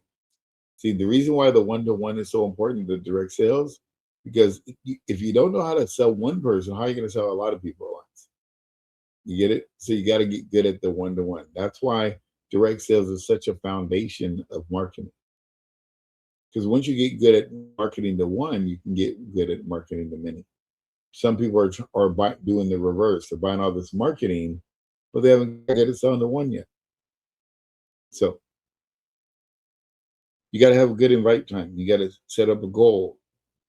And you want to set up how many people you want to be able to invite. And then the next thing is presentations. Making effective presentations. You want to schedule your presentation times. Now, if you're in your own business and you're selling your own product or service, you need to set up time to make presentations to your prospects. What's the best time you can make a presentation to them? Now, if you're going to be selling pitch, I'm going to give you the schedule I recommend you to do. I have a Monday meeting at 5 p.m. Monday at 5 p.m. Eastern. What I would recommend you to do is you go and you book that in your calendar and schedule it out for every week, 5 p.m. Eastern. Now, do you have to come every week? No, but as long as it's in the schedule, then you'll have more likely to come. So schedule that out every week, 5 p.m. Eastern. That's on Monday. That's a presentation that I do, a strategy session that I do for guests. The second one is on Wednesday, is the second one that I do during the week. So you want to schedule that time out. The third one that I do is on Saturday from 12 to 2. That's the one we're on right now. So the first part of it is a strategy session. The second part is a coaching and a training. Those are my 3 events that I would recommend you to schedule out. Yes. You have a question? What was the time for Wednesday? Wednesday, 5 p.m. Monday. 5 as well, Monday. 5 p.m. Eastern. Yes. Thank you. And then on Saturday from 12 to 2. Great question. Now there's another meeting which is put on by the company, which is Tuesday night at 9 p.m. And I recommend you to schedule that one too. That one's in my calendar every week. Because I am building pitch as a full-time business. So if you're building it as a part-time or full-time, you want to schedule it. Now there is something else I'd recommend you to schedule for yourself and learn to schedule it for your new people. When you bring on a new person into the business, you want to schedule Monday through Thursday. That doesn't have to be every day, But Monday through Thursday at 4 p.m., the company does an onboarding so that you can actually go and learn how to use the software. Get your questions answered by Steve. It's at 4 p.m. Eastern, unless they changed it. But they changed it? I believe Thursday's just the 9 o'clock. Oh, okay. So it's Monday, Tuesday Tuesday. and Thursday is 9. Monday, Tuesday, Wednesday at 4. Okay. Well, if that's the case, that's great to know. Thank you for sharing that. I didn't know that it changed. Okay, so it's at 9 p.m. on Thursday, and that's onboarding. And then Monday, Tuesday, and Wednesday at 4 is an onboarding. Great to know. Thank you for sharing that. Okay, so that's very important that you schedule these things, because these are your learning times, these are your presentation times. And then now, what do you do with those presentation times? You show up with no guest, correct? Wrong, incorrect. Your goal is to invite guests to these events. So every Monday, you should have a goal. Okay, let me get at least one person to the Monday night event. And then let me get one or two to Tuesday night. Let me get one or two to the Wednesday, and get one or two to the Saturday. That you need to have that as an intent. If you don't schedule it, I can guarantee you it won't happen. Because remember, what doesn't get scheduled doesn't get done. So you want to schedule how many guests you want to have at each event. Now, can you have a guest at every event? No, of course not. Nobody can. But if you don't have any intent to get guests there, I can guarantee you won't have them. See, you have to have the intent if you're going to invite them to the pitch meeting. Now, if you're going to invite them to your own business or your own presentation, that's the same thing you got to do there. Same thing. If you want customers, you got to invite the customers to see what you do. And I would invite them to a strategy session. I don't care what you do for a living. You want to invite them to what's called a strategy session. That's what you're doing. If you're an insurance agent, you're giving them a strategy on how to save money on their insurance or how to get a better policy. If you're in bookkeeping, you're showing people how to help them with their business and their services, and help them. You streamline their business and make it more efficient. Give them a strategy for that. If you're in a product or service, you open them with whatever your product or service is. It's a strategy to solve their problem, or to help their business become better, or to help their family become better. But it's always the strategy. See, people will come for a strategy. They don't want to come for a presentation, because a presentation is a selling presentation. They know they're going to be sold something. But if they know they're coming for a strategy, then they'll show up. That's why I have 9 out of 10 people show up to my meetings, and they thank me for coming. Think about that. When I give away my strategy sessions, people thank me for inviting them. Very important. Okay? So now you make presentations.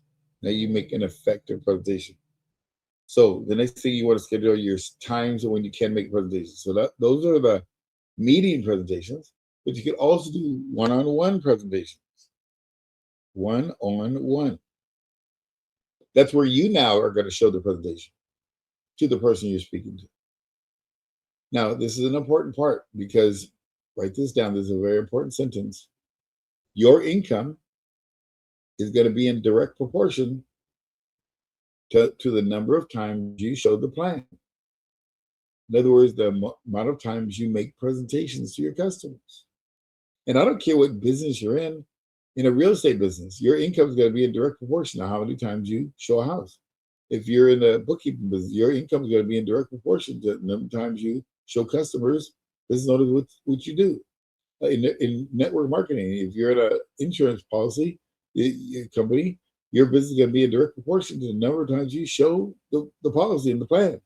If you're building a team, that your income is going to be in direct proportion to the number of times you show the plan to prospective salespeople or people on your team. In pitch, your income is going to be in direct proportion to the number of times you show the plan. So showing the plan is the most important part. You could have everything else, but if you don't show the plan, you're not going to make any money. Let me say that again. You can generate leads like you're blue in the face. You can make your list, and it could be a top-notch list. You can actually have converted those people saying words that convert and got ChatGPT to give you the best script on earth. And then you can, schedule that time to invite. You can do all that. But if you don't actually do the inviting and then make a presentation to them, you're not going to make any money. I'm going to make that about as clear as day. It's how it works. You cannot enroll anyone by doing nothing. I was at Aflac years ago, and I used to teach a thing called a daily activity tracker. And I used to have people track their activity. Because when you track your activity, your results increase. And so what happened is I'd have my team track their activity, and they would get mad at me for, why I got to do all this? Why do I got to fill this out? You don't have to. It's optional. Only if you want to make money. If you want to make money in your business, you got to track your activity. See, because if you track what you eat, you'll lose weight. If you track what you spend, you'll save money. And when you track your activity, your results increase. So they said, okay, I'm going to do it. I said, okay, I'm going to run a contest. Whoever does the most activity, got to get X amount. And they would all go out and work their butt off. And it's funny because Lady Marcia, she came back and she goes, Stephen, I filled this thing out. I didn't want to, but I filled it out every day just to spite you. And it's amazing how much business I wrote this week. I wrote a ton of business this week. I said, yeah. And she goes, you know what I learned? I was like, what? She goes, working works. I was like, yeah, working does work. It's a pretty simple thing, right? Write that down. Working works. That's how it works. Get it? So these are the things I'm telling you right now. You want your business to work? Your business doesn't work. You have to do the work. That's the one thing people say, oh, network marketing doesn't work. Oh, direct sales doesn't work. Oh, my pitch doesn't work. No, you have to do the work. You actually have to practice. You have to learn the stories. You got to generate the lead, convert the lead to a prospect and invite. You got to make the effective presentation. You got to ask for the order. You got to get them to buy. You have to do the work. Pitch doesn't work. You have to. So you're right. Pitch doesn't work. Your coaching business doesn't work. Your bookkeeping business doesn't work. Your insurance business doesn't work. You have to do the work. Make sense? Very, very important. Nothing works. You have to do the work. Working works. Yeah, that was a coined phrase that we said back in the day. So you see how I just told another story? See how my life is just one big story, like I told you at the beginning. I got stories coming out of my ears. But you know what I do? I relate them to what we're doing now. See how I'm taking the story of my life and then I'm bringing it current to how does it fit here. And just, I've never told this for this company. So I'm making it up on the fly. That's why it sounds real. It doesn't sound like a script because it's not a script. It's a story. It's my life. I know my story. You know your story. We all have stories. We all have scenarios and situations in our life. But if you consciously go back and you look at those stories and then you tie it into someone here, someone's going to say, wow, that story hit me. That story really made an impact on me. And you know what? People will they'll join the business because of you, because of that story. See, years ago, when I was in that real estate company, I'll tell you what happened. Interesting situation. When I joined that company, I had left Aflac. So I had done really, really well in Aflac, but I left there, went to the company New Varish. Now, remember, I just paid off $70,000 in debt. When I got to New Varish, I had racked up $150,000 more. Here's why: because I got an office, I bought a house, I bought new cars because I was making good money. You rack up more debt, right? I got married. I had racked up $150,000. I paid off $75,000, racked up $150,000, right? But anyway, I got to New Varish. It was $20,000 to join. I looked at the business. I didn't have 20 grand. And I was sitting there in front of Andre, and I said, Andre, I don't have $20,000 right now. But I said, Andre, can you leave the room? He was like, yeah. I had to have a conversation with me. And he left, and I said, Stephen, you know what? You don't have $20,000. You've been working for 20 years. And if after 20 years you haven't saved up $20,000, then whatever you've been doing ain't working. I had to be real with myself. And I said, you know what? You're right. It's not working. I said, so I need to do something about it. I said, Andre, come back in. He goes, Andre, I don't have $20,000 right now, but I'm going to join this business. And in a week, I'll have $20,000. I'll be back. I'm going to sign the paper right now. 1 week, I'll be back. I'll have 20 grand. He was like, okay. I went home. I did everything I could. I got credit cards. I ordered more credit cards online. I got a loan from PayPal. I actually had a garage sale. I borrowed some money from a friend. I did everything I could. Sold stuff on Craigslist. Did whatever I could. $20,000 later, I came back a week later. I pushed all my chips in and said, I'm in. Let's do it. So we got in the business, and I started building the business. And now I didn't know how to build this business. I was my first time with a $20,000 product. So I started sending out, I forgot about that. We started sending out letters to all of our friends and got a list and sending out, none of it worked. So for the next 90 days, I was driving people to my meeting and nobody was joining. And I brought in like 50 people, nobody joined. So now I'm thinking I spent $20,000. I'm getting further and further in debt. So now I got to the point where I was literally living off my overdraft. I had no money left. I was living off my overdraft. My wife was pregnant with a second child, and I went to a meeting. We went to a meeting in Irvine, and we had to park across the street because it cost $6 to park. I didn't have $6 for the parking, so we literally had to park across the street at the soup plantation. Walk my pregnant wife over to this meeting to see this business presentation. So we did. We went into the presentation. I saw it. I was like, I can't drive to Torrance anymore because I don't have the money for gas. So we're just going to come to this meeting. It was 5 minutes from our house. So we started going there. And from that day, I just started joining the business and I signed up my first person and I made some money. I made like $10,000 that month. And then the next month I made $30,000. The next month I made $70,000. The next month I made $114,000 and my business exploded. And I grew the fastest growing team in that company to where I put $1.4 million on my bank account in 14 months. But the funny part was, the interesting thing was, they got me on stage and they said, Stephen, how'd you do it? And I told them my story. I told them how I get emotional when I think about it. I didn't have $6 to pay for parking. And I became the $6 man. That was my nickname, the $6 man, because I went from nothing to a lot of money and trained a lot of people. And because of that, I realized that the uglier the story, the better. See, because people would join my team and say, man, if he could do it, I could do it. So now why did I tell that story? Because the same thing with you. You probably have a story right now that's ugly, that you've had challenges, you've had stuff in life. Guess what? Those stories are what help you sell your product and service. You understand? So I know this whole training was about stories and everything, and it really was, because that was the point of this message. I'm going through a lot of pieces of it, but if you notice, all throughout, I'm weaving my story, because your whole life is one big story. And in business, direct sales, facts tell and stories sell. So I just wanted to open it up now, because I know I've been talking for a long time. I gave you a lot of input. So I want to hear from you, what thoughts, comments, ideas have you had, or do you have any questions about anything I shared so far, about anything about the training?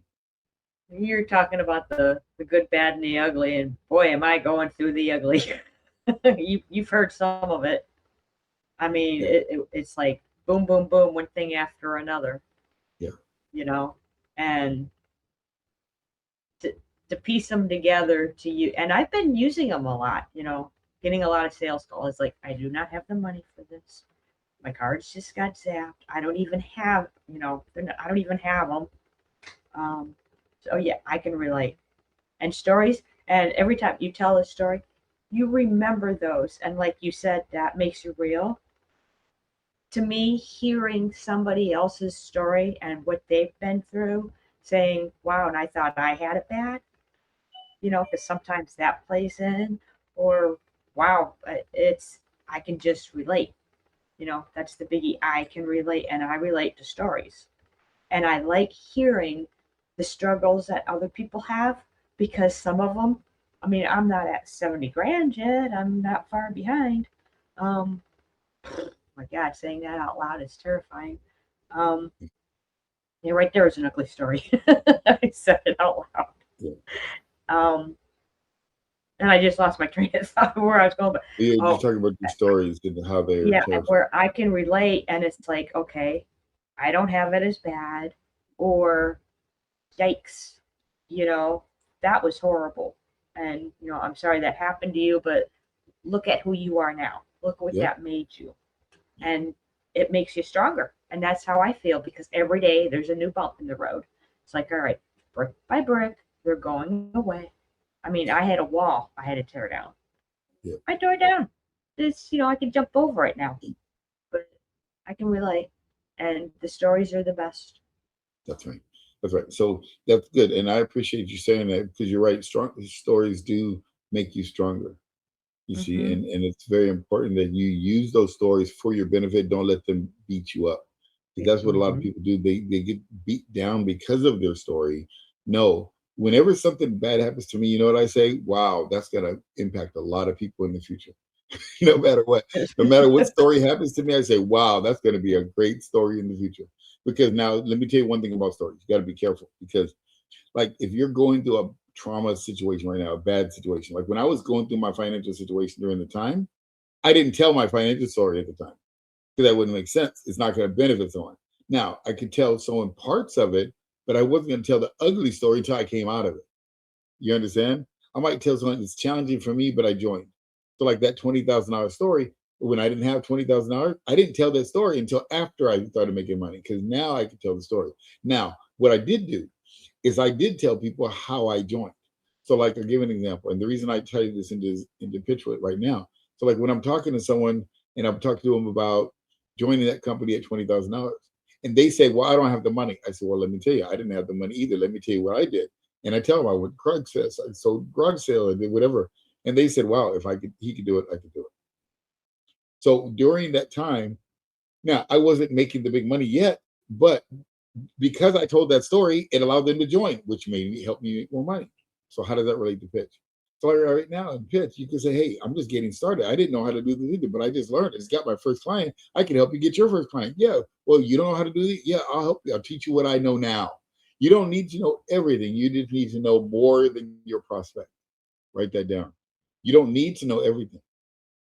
You just need to be inches in front of your prospect. You need to know more than them. That's a very important thing. You don't need to know everything. You just need to know more than they do. And then you can lead them. That's another big problem is a lot of people say, I need to be perfect before I can do something. No, you don't. You just need to be better than your prospect. That's it. That's all you need to be. And that's a very important thing with pitch to understand is that you can go show the presentation right now to someone because they don't know nothing. And if you know how to turn it on, if you know how to start a meeting and show the screen, guess what? You know 100 times more than your prospect, right? When I first started this, I didn't know what I was doing. People would say, "Well, does it do this? Does it do that?" I said, "I don't know. I just know I do this." And they're like, "Oh, okay." And they sign up because I didn't know. But we can get the questions answered. Hey, Tuesday night, this is going to be a presentation. Get signed up. Come Tuesday night, bring 3 guests with you. And guess what? You get your question answered. Okay. And they did. Don't need to know everything. I just need to know more than my prospect. Tell you a story about that. Years ago, um, there was a company called ClickFunnels, and they had a free event for 3 days. This is before I moved to Florida. Before I moved to Florida, it was a 3 day training online. So I was watching it in my garage for 3 days, and on the third day, it talked about it's cost $20,000 to be in this year-long program that they're going to teach you how to build websites and use ClickFunnels. And I was like, well, I want to do it, but I don't want to spend $20,000. I didn't have $20,000 sitting around laying around to do it. I said, but I want to do it. So you know what I did? I picked up the phone. I called 5 people. I said, hey, listen, ClickFunnels has this awesome system that they're going to be training people. They're training people how to build websites, to build your funnels and all that. I said, I'm joining. If you want to do it, what I'll do for you, I'll do it for $500 a month. And if you do $500 a month, then I'd be more than happy to train you how to do what I'm learning. They're like, yeah, absolutely. So I signed up 5 people at $500 a month. That's $2,500 a month. It only costs $2,000 a month for the system. So I did $2,000 a month. I got paid by 5 other people. And what would happen is I would go to the ClickFunnels training that day, and the next day I would teach it to the people. So I trained them what I was learning at the time. I was only one day ahead. That's it. And guess what? They were fired up. They built their websites, they got their marketing going, they were excited. And I made profit and I got the system for free. Think about that.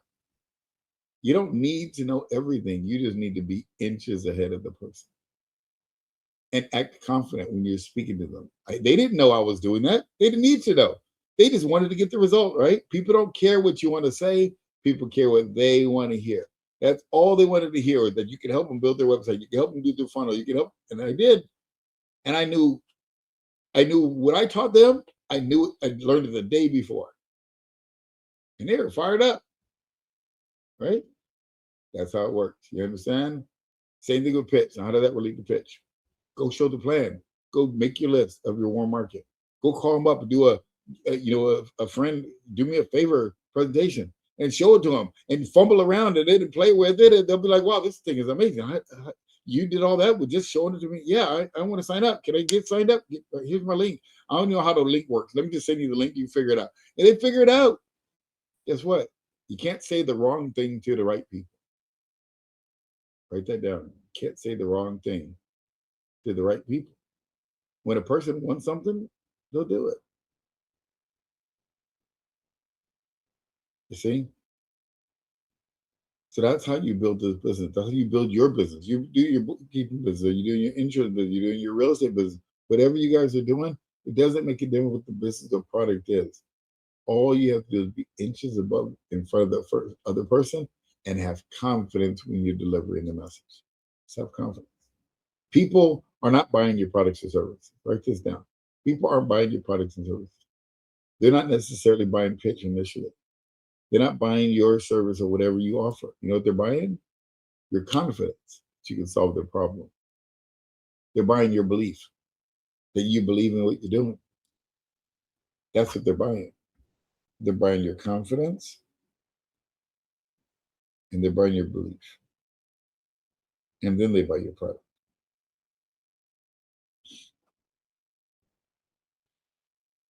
Keep that in order. They're buying your confidence. So when you speak like you know what you're talking about. Speak with confidence, no matter what. Like you've been doing it for years.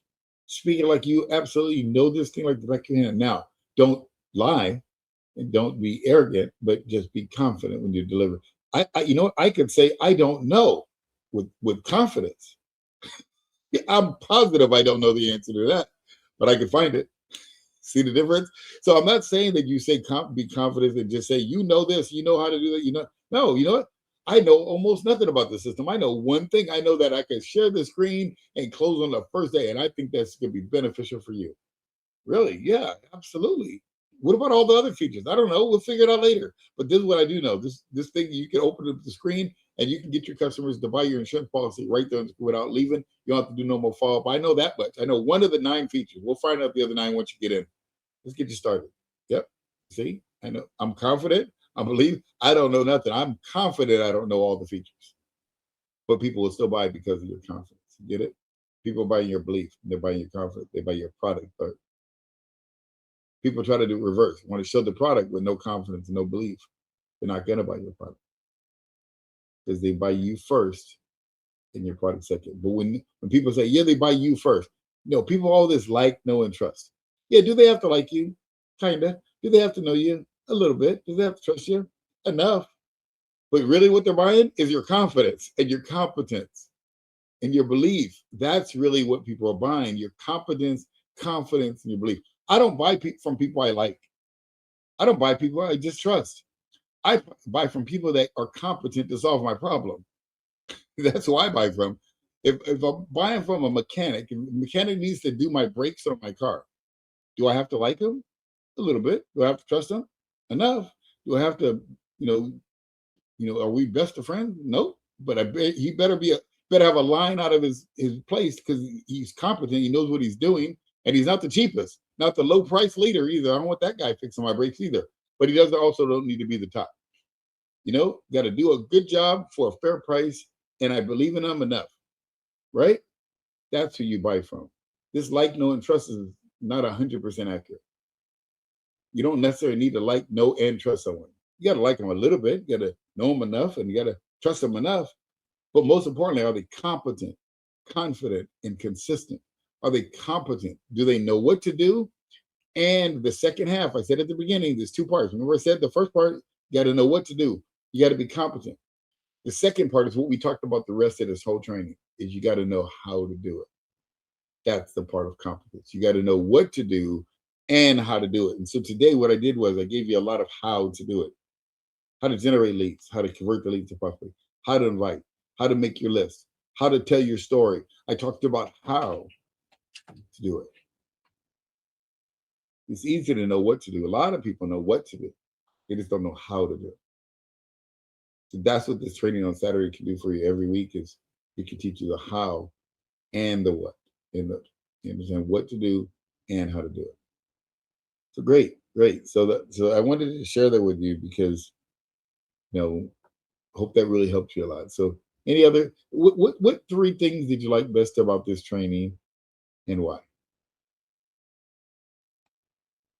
The three things I liked best and why. Um, your confidence. I mean, you're quick with knowing what to say and how to say it and how to use the examples. So back to that story, it makes it more real like that. Um, I've got 4 pages of notes to put in my binder. Um, um, to me, a lot of it, I mean, I don't want to call it like little like tips, but they're the catchers. And then I'll start writing it down and you'll say, write this down.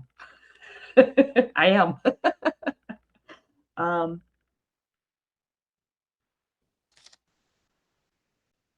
a lot of insight. I mean, I'm almost overwhelmed with info, but I tell you what, I've learned so much that I didn't even know about.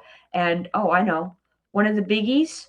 My husband actually joked with me last night about time management, and it's like, yeah, I know I got to work on that.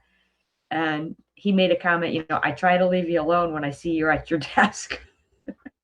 And it's like at one point today, when you're talking about the calendar and the scheduling and what to schedule, and yeah, I have a to do list, and my priorities are on the very top, so it's not like within my calendar.